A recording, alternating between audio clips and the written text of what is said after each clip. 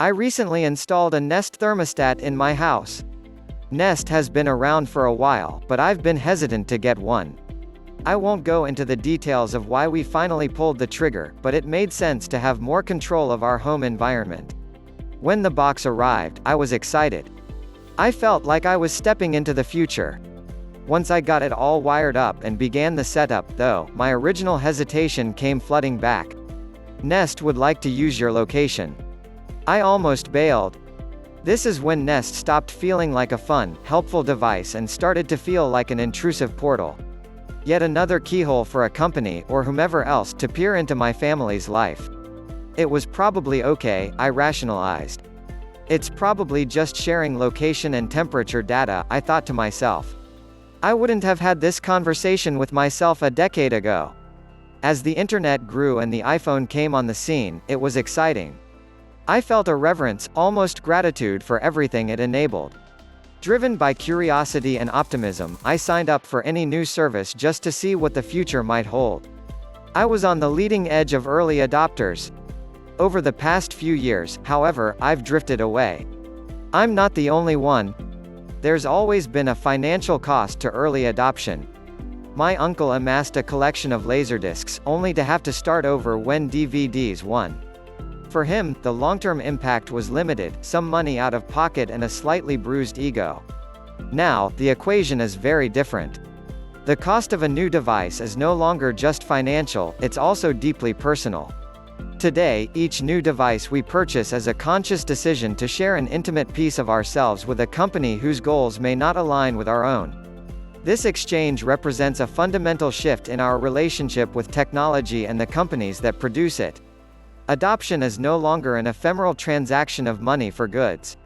It's a permanent choice of personal exposure for convenience, and not just while you use the product. If a product fails, or a company folds, or you just stop using it, the data you provided can live on in perpetuity. This new dynamic is the Faustian bargain of a connected life, and it changes the value equation involved in choosing to adopt the next big thing.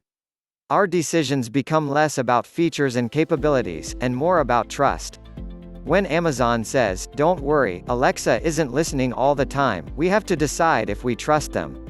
When Facebook launches a video chat device days after announcing a security breach impacting 50 million user accounts, we have to decide if we're willing to allow them to establish an ever-present eye in our home. When we plug in a new Nest thermostat for the first time, we have to decide if we are okay with Google peering into our daily habits. The cost of a new device is no longer just financial, it's also deeply personal. The diffusion of innovation, the adoption of new technologies is often represented on a normalized curve, with roughly 16% of the population falling into what is broadly characterized as early adopters. Early adopters, as Simon Sinek puts it, are those who just get it.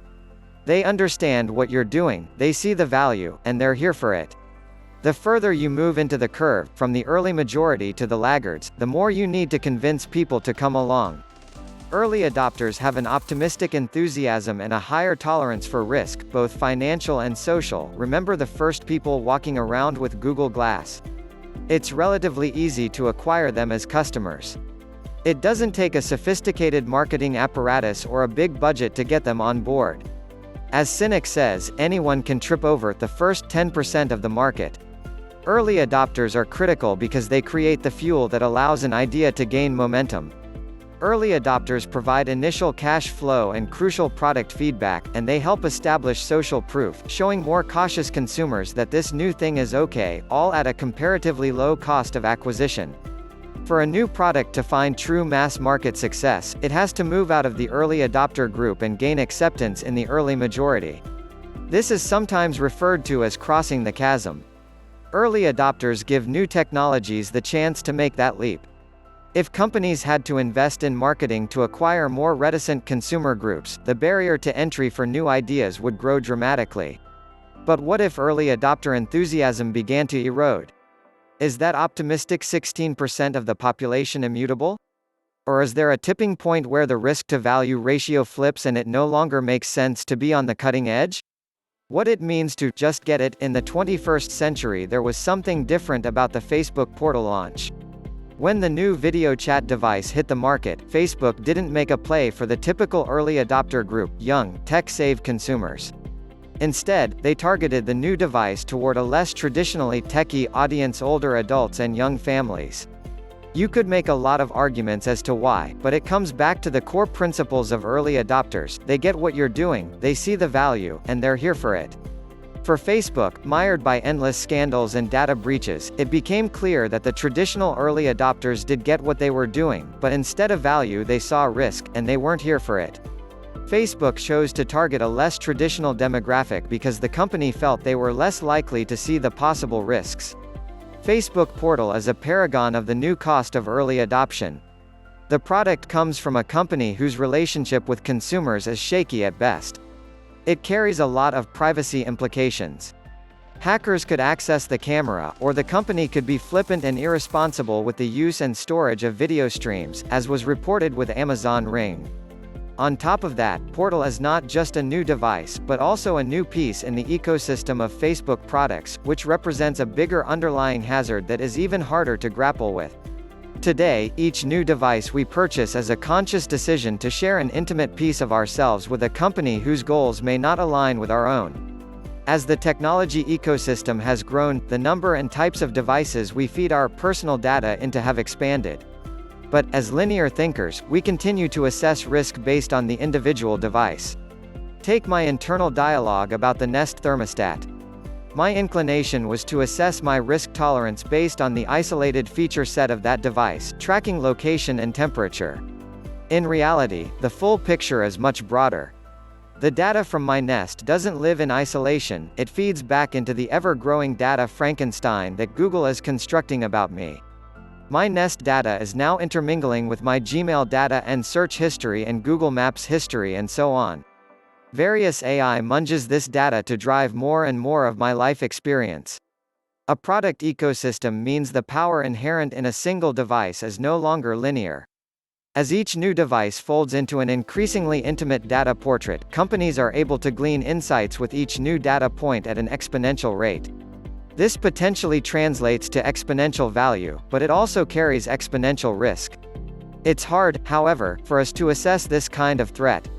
Humans have difficulty thinking exponentially, so we default to assessing each device on its own merits. All of this means that to be tech-savvy today isn't to enthusiastically embrace new technology, but to understand potential hazards and think critically and deeply about our choices. As Facebook Portal illustrates, that shift has the potential to change the curve of technology adoption. Trust in the future. Over the past decade, our relationship with new technology has been tenuous. As early as 2012, a Pew Research study found that 54% of smartphone users chose not to download certain apps based on privacy concerns. A similar study in Great Britain in 2013 pegged that number at 66%. More recently, Music Watch conducted a study on smart speaker use and found that 48% of respondents were concerned about privacy issues.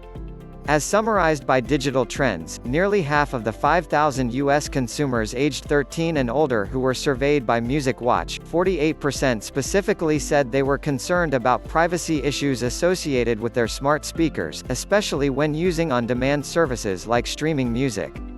Yet, despite our misgivings, technology marches on.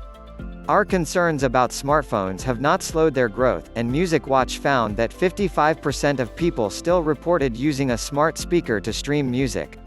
As Florian Schaub, a researcher studying privacy concerns and smart speaker adoption at the University of Michigan, is quoted in Motherboard, "What was really concerning to me was this idea that it's just a little bit more info you give Google or Amazon, and they already know a lot about you, so how is that bad?" It's representative of this constant erosion of what privacy means and what our privacy expectations are.